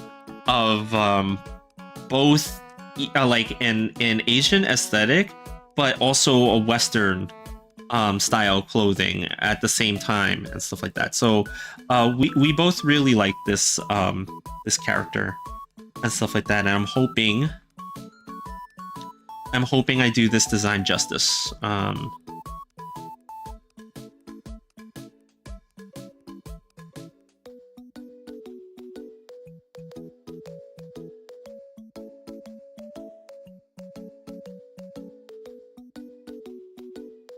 Of course, though, that I'm already running a little low on time right now and stuff like that. I might be able to go a little bit longer, but I don't usually get to stream for as long as I can to complete certain arts and stuff like that. So that's always been like a large issue with streaming for me. It's the scheduling just never allows me to be able to finish a whole work. So it usually takes me like a couple of streams in order to finish something, right? Like I really gotta like figure out like how my streams can be longer and stuff like that. And the unfortunate part is like what I used to do is I used to stream for quite a longer amount of time during the weekends, right? Because you would just have the time for it. But my weekends got taken up by a lot of different things like family and also like having time to spend with Mooney and things like that. It's just like doesn't really allow me to do streaming like I used to, unless I do very late night streams, right? But a lot of you guys would then never really see me anymore, because I know that you guys would not be able to be around for those streams in particular, right? Because I would essentially be streaming while you're asleep, because from time to time like I could do like later streams, because from time to time when I'm in, like for example here when I'm in Bounty Hunterville, I can shift my schedule much later into the day. But then like even then I can't really do it at the end of the day, because eventually I gotta wake up for work. I gotta wake up super early for work and stuff, and I can't unfortunately do that then. So like I'm in this conundrum of like, what do I do when it comes to my streams and stuff like that. I would very much like to do more art for you guys and stuff like that, right? Like because again I really enjoy drawing, just like the process of it and stuff like that, right? And learning and growing and stuff like that, but real life makes it like really hard. Being an adult makes it really hard, even though I still collect toys and stuff. Like I actually haven't watched anime in a while because I've been so focused on art stuff, right? Like before I met Mooney, I was on a daily binge of art of anime stuff. And I basically watch so much anime that I've actually forgotten how much anime I've watched. Like amongst my friend group that I was watching anime with, right? We always say that we've forgotten more series than we remember the stories too. Like it's just ridiculous how many anime that we've like forgotten at this point. And we would watch ridiculous stuff together too. Like we watched what was it called? Like Smartphone in Another World, right? Like we watched crap like that and we would just be like, you know what? Let's just do it. It's stupid, but let's just do it.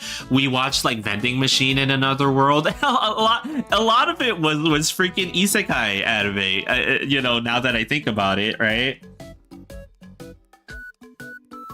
And we watched so much together in those days. But you know, like I haven't in recent times watched all that much. We watched Free Rent. Like me and Mooney watched Free Rent together, and we also watched Delicious and Dungeon. Those are the two that we watched together, but not really much of anything else. Very recently, because we went to this Gundam pop-up store thing, I actually started watching GQX. Is that how you say it? GQX? So that's another one that I started watching, which I right now, my opinion of it so far has been a little bit. I'm waiting to see the whole thing before I really form an opinion of it. But my initial sense for the show is that it hasn't really been that great. Honestly, going through that phase now. Oh, what of not really watching anything like anime stuff, or just not having time for your hobbies, I should say. Is what it is, right?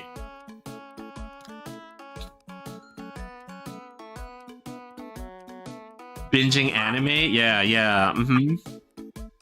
Like I used to watch so much stuff, man. It was ridiculous how much anime like me and my friends would watch, and we would watch it together, like while I'm at work and stuff like that. We would like literally have these like private watch parties and stuff like that. That kind of came to a conclusion when I met Mooney. But it's also because I don't think that it was necessarily we couldn't continue it either, because you know, like I had to get more serious about artwork and stuff like that. So it's like even had it not been because of meeting Mooney and stuff like that, right? And like just having time for us together, I think it would not have lasted. That my anime life would not have lasted that long because of that. Because like eventually I have to focus on the arting more seriously, you know. And my son is now barking up a storm for some reason. I'm gonna go find out what's wrong with him, and I will be right back. Really quick. Okay. Don't have time for anything else because of work. Yeah, you know, that's like the thing, right? It's like you want to have time for this stuff because it's the stuff that invigorates you, and just like your hobbies are good for you, I will say. You know, a lot of people may say otherwise, but I think that people need downtime for themselves to do the things that they enjoy. And when you don't do those things, that can really affect you mentally and physically, you know, like it gets to you and stuff like that. So I think that it's really important for people to you know, enjoy things and stuff like that, and have time to watch a movie if that's what you like, or play games and do other things that you really enjoy, you know. Just my 2 cents, but hold on, I'll be right back, guys. Right. Watch out. Don't want that.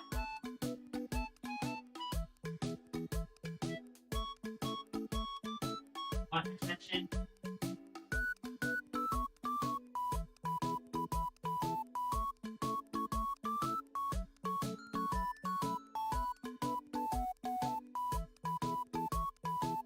Okay. Ugh, I appeared again. Okay. Oh my goodness. My son, please. Please.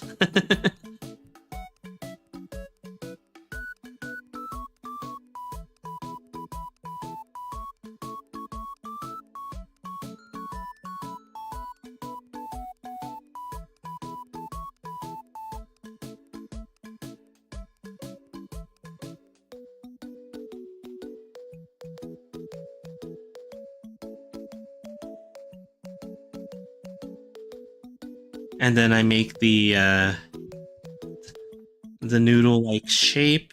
Not the noodle-like shape, like the dumbbell, the drumstick shape. That goes down here. Add a little bit to the drumstick to make the hip. Now this is my own silly way of simplifying and creating the shape. I think a lot of people will have their own interpretations of how to do certain things, right? This is just the way that I came up with for myself. I would not suggest it because this is a very self-taught way of doing it. I would say that it's like the Loomis thing method, right? For constructing faces. You know, everybody kind of knows the Loomis method. They have a variation of it that works for them. Like for me, this is the variation of this other body construction that I do. But you know, it doesn't really work for everyone because the logic works out in my own head, but it might not make a whole lot of sense for you guys. So yeah. Tread carefully with that. Okay, I don't know why, but so we have a baby gate that we sometimes utilize to section off parts of the house, right? Like, and Coffee is just barking up a storm at it, like he's upset at it for existing. So let me try something really quick. I'll be back again. I'll be back again in like 2 minutes. Hold on, guys. Hold on, guys. I'll be back in like 2 minutes.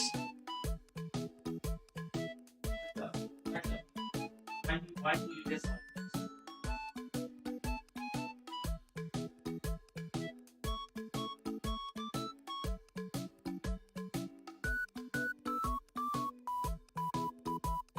It's now out of the way.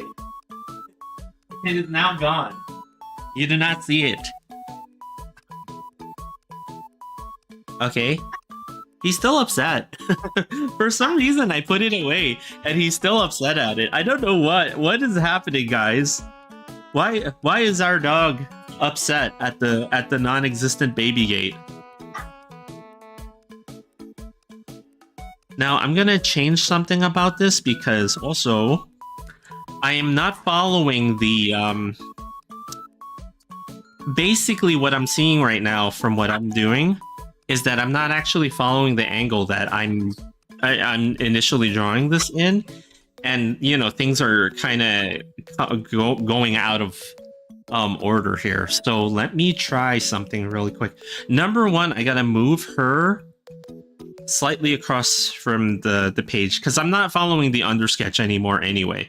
That's not the part of this that I'm doing. Number two, what I gotta do is, so what I feel like is happening is that her chest, right? Her chest cavity, I guess, right, is kind of long, right? And the bottom of her body is actually much smaller than it should be.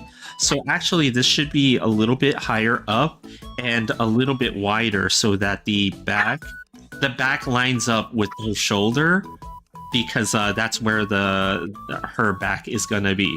So in this way. Why are you upset at that box? So we had a delivery of a range stove. I don't know if you guys remember from that we mentioned earlier that we had like a lot of stuff happening in our home. One of the things was the ventilation hood for our kitchen. In our kitchen, the motor burnt out on us, so we had to order a new one. So they finally delivered it here, and now Coffee is upset at it. He's looking at me and then barking at the box like I can do something about this. But we need that. What is wrong, Coffee? Why are you so upset? Why are you so upset, Coffee? It's just an inanimate object. It can't harm you. It can do nothing to you. He's like really scratching at it for some reason. He's very upset that this thing exists. I'm sorry, Coffee.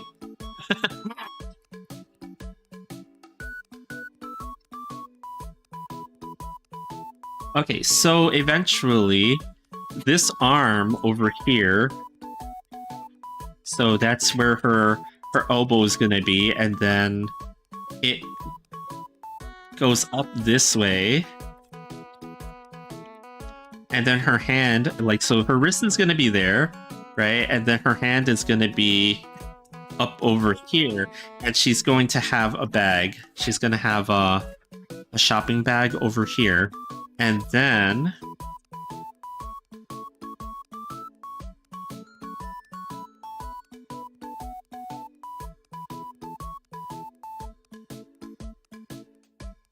Coffee, hey, leave that alone. You leave that alone. It's not doing anything to you.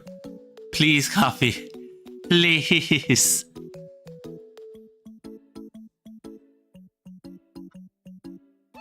Okay, let's complete the hips a little bit.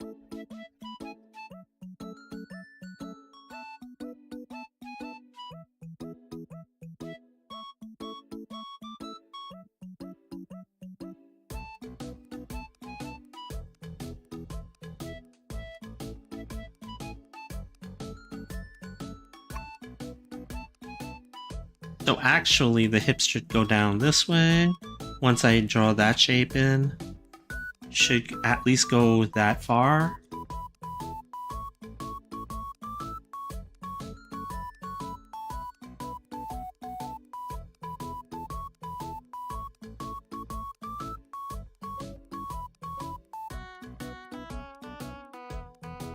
And again, this is just me trying to simplify some of the structure of this so that she has like basically her these are the bones of the figure, right? Like that I'm trying to construct here before I go further with it. I'm just simplifying it first before I do the details on the body and stuff like that.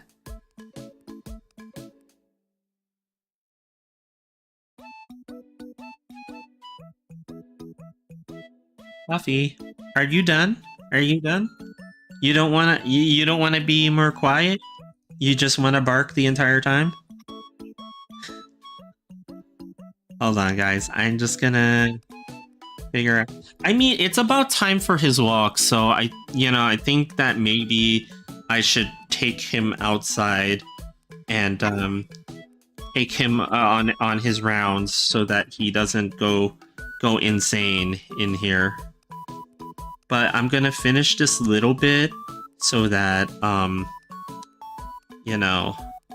we have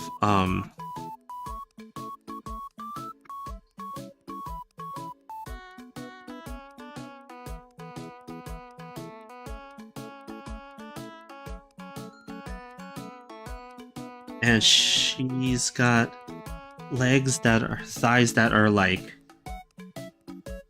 enormous at that point. Though I don't think that she's a very big-thighed character. She's actually got pretty slender legs, but again, this is kind of more of an interpretation of the character design. So I think that her leg on the right side here, meaning her left leg, is actually more accurate to the character design than her right leg over here, which is Thiza levels of thigh.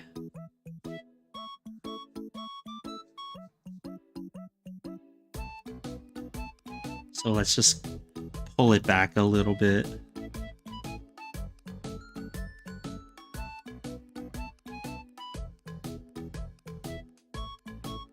And then... okay.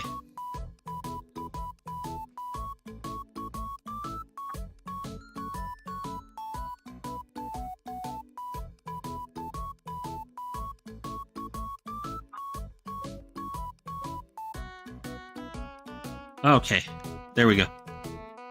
And then we can kind of like put the clothes on top of this. So that's good. And then the last thing that we should figure out, okay, so her shoulder is right here. This is where it starts, right? And then we have like all the way to the elbow.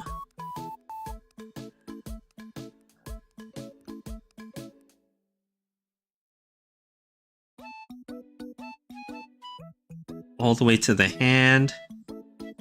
So when you foreshorten, this is one of the hardest parts of artwork, right? Because like foreshortening is like, it's tough. You always have to look at a reference to get the foreshortening right. And the way that I have this part, so usually when you foreshorten, right, like from my own observations, right, like when you do like a foreshortened arm, you kind of want to do something like from the shoulder, and then you have the bicep coming out, right? All the way to the elbow. These are just my own observations, right? But and this is not even really like... And then I'll notice that, like, you know, this is not an extreme foreshortening, but this is like...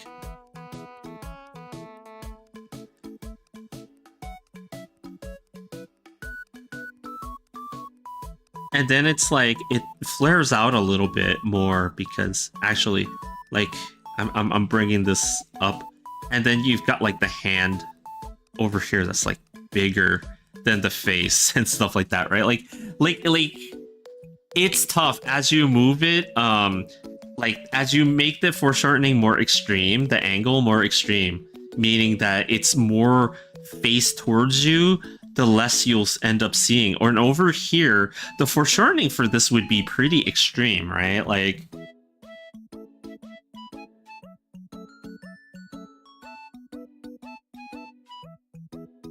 so let's draw this part over here. Okay. The bicep.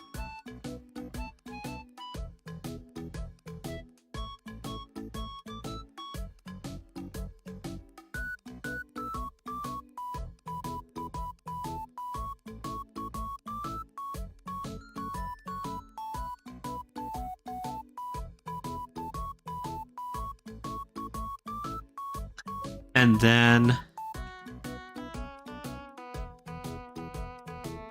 let's see what happens if I try this now.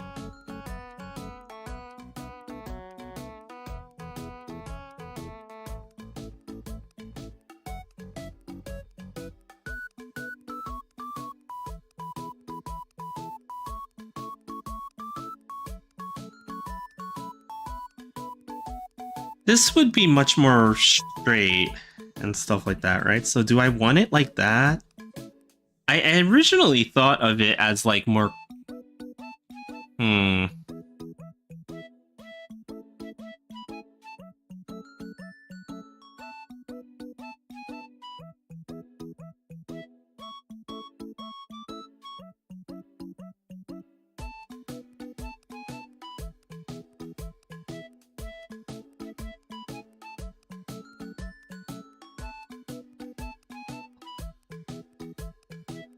So this is the mandarin orange. Let me start from here, actually.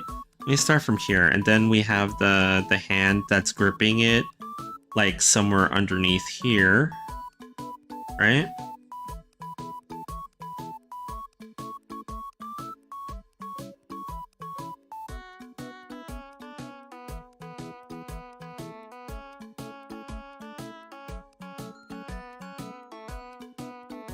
Okay.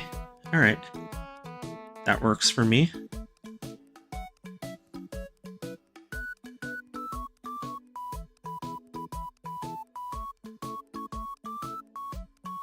Yeah, sometimes it helps to work backwards instead of doing it from the connecting point. Sometimes you just kind of have to like envision where the endpoint is gonna be, what size it's gonna be. I am on purpose drawing this orange incredibly large, right?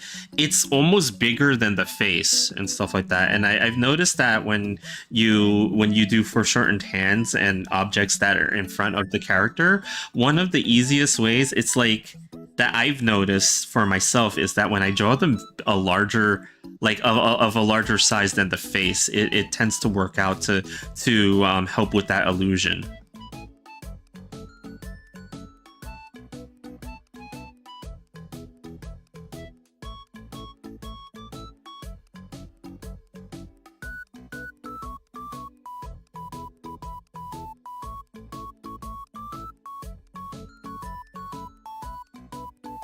And then maybe does it have a leaf on it, maybe like from the stem? Because sometimes the oranges do have this, right? Like I don't really see them selling the oranges like this with the leaf.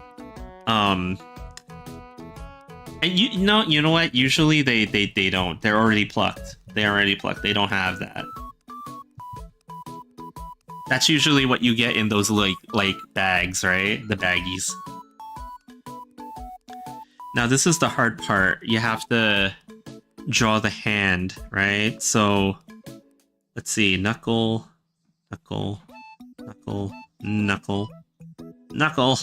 Okay. Finally. All right.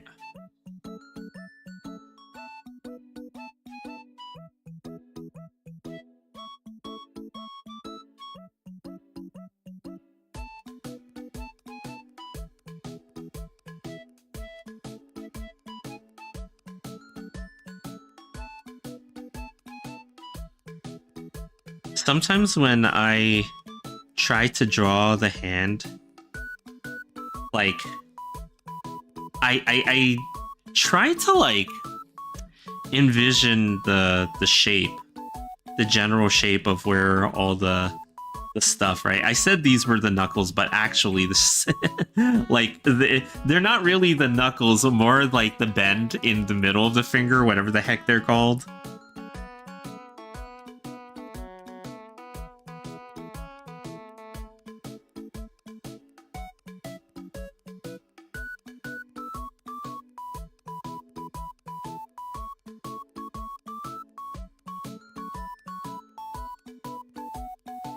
Or maybe actually it's not like we'll have to figure this one out. Let's get rid of this first.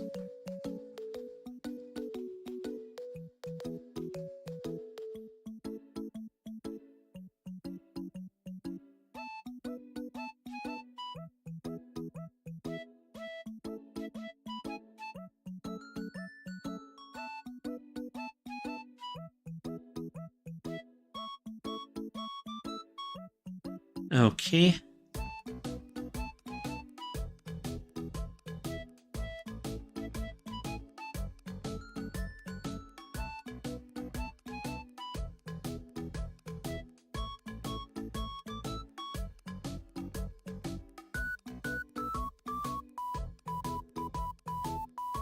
And Pinky goes around.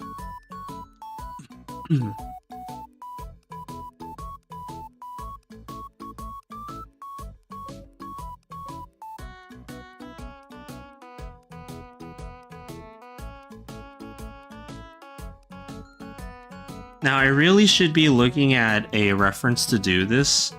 I'm not right now. I'm actually trying to wing it, which is probably one of the worst things that you could do, right? But,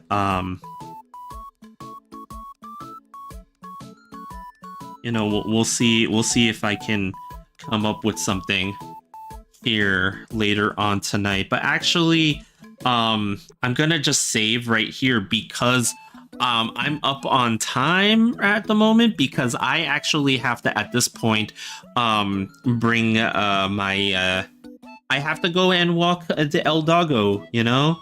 He's been waiting for quite a bit, and I should probably go walk him. I'm gonna be working on this a little bit tonight as well.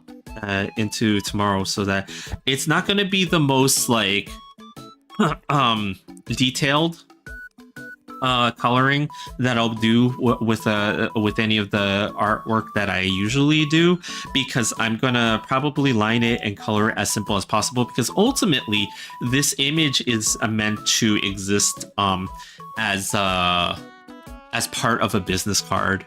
Perhaps it might also be on a banner or something like that, as part of the table and stuff like that. You know, this is more of a promotional piece than anything. It's not meant to be like a part of the table goods, we shall say. But you know, like I'm kind of like I'm actually happy with where it's going right now. I wish I could have worked on this a little bit sooner, so that it would be in a much more finished state today, so that I would I would not be so pressed for time, because we're going to be tabling at CarrierCon in about a week and a half. So, you know, if you guys happen to be going to CarrierCon, you might actually see us there. Well, you'll see me. You're probably not going to see Mooney, but you'll probably see me there and stuff like that. I will be manning the table, as it were, and yeah, like we're gonna have art prints there. We're gonna have stickers. We're gonna have a tote bag that Mooney designed, actually 2 of them, and stuff like that. So we're gonna have some stuff there. And, yeah, you know, like it's gonna be fun. It's the first convention experience for us of the year. I'm hoping to get into more, but you know, like it's really hard to get into conventions these days. So you know, we'll see what happens. But yeah, thanks again, guys, for dropping by to, you know, watch me do doodling and listening to me rant about certain things, like my Gunpla experience with Harmony this weekend. And yeah, you know, like we'll see what happens next week.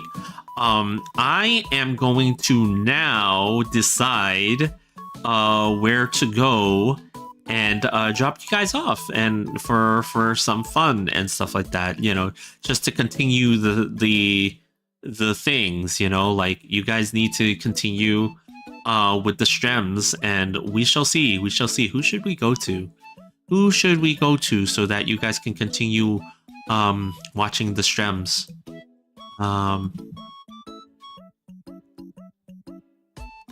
Actually, let's, you know what, there is a Bonet. There is a Bonet girl, everybody's favorite bunny girl, who is playing a game called Solar Expanse. Let's go pay a visit. I will see you guys tomorrow. Actually, we'll go ahead and continue this one artwork, and I hope I will be done with it tomorrow. All right, here we go. All right, we're gonna go in like 10 seconds. So I'll see you guys tomorrow, and yeah, hopefully you guys have a good rest of your Wednesday, and I will you know, see you soon. All right, here we go. All right, later, guys.